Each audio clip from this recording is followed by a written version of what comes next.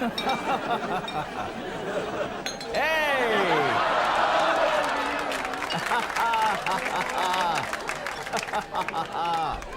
This man is not my brother.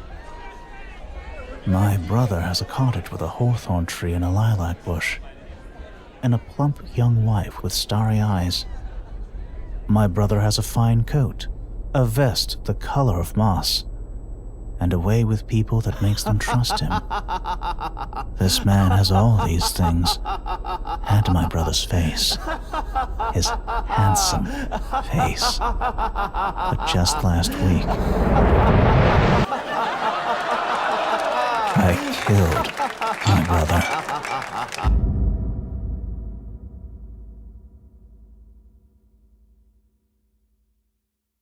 Este es el inicio de His Face All Red, su cara toda roja. Y es una historia que, solo con ese par de frases escuetas, creo que podéis haceros una idea de el tipo de narrativa sobre la que os quiero hablar hoy. Porque este no es un cómic animado normal, este es un cómic sacado directamente de la página web oficial de Emily Carroll, la cual es la verdadera estrella del vídeo y es sobre quien quiero hablar de verdad, porque esta tía es una artista, y no solo en profesión, sino en título, en cumplido. Descubrí a esta artista hace tiempo precisamente con este vídeo, con un doblaje de Su cara toda roja, y a partir de ahí quise encontrar más, y descubrí su página web, en la que de hecho tiene subida una gran cantidad de cómics totalmente gratuitos, y cada uno de ellos es más y más fascinante y perturbador que el anterior. Su forma de contar historias es muy extraña. It wasn't until the morning after the storm I saw them.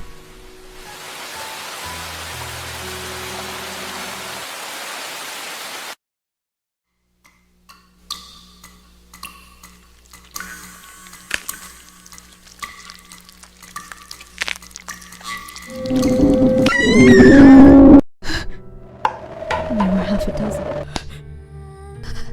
And that was before I noticed. It's leaves.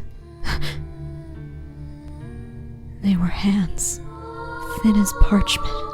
The hands of those graying girls reaching.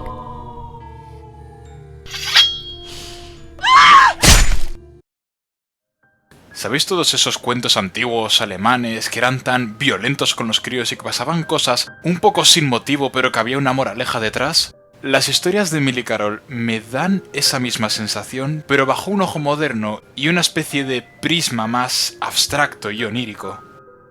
Leer un cómic de Emily Carroll es meterte en un universo donde todo es posible. Y cuando digo todo, es que normalmente los protagonistas de sus historias o son seres faéricos con poderes que solo llegas a comprender una vez has visto el último panel de la historia, o personas más normales, pero que se han metido en una situación en la que no deberían haber entrado. Y es que el propio formato de sus historias realmente tiende a ello.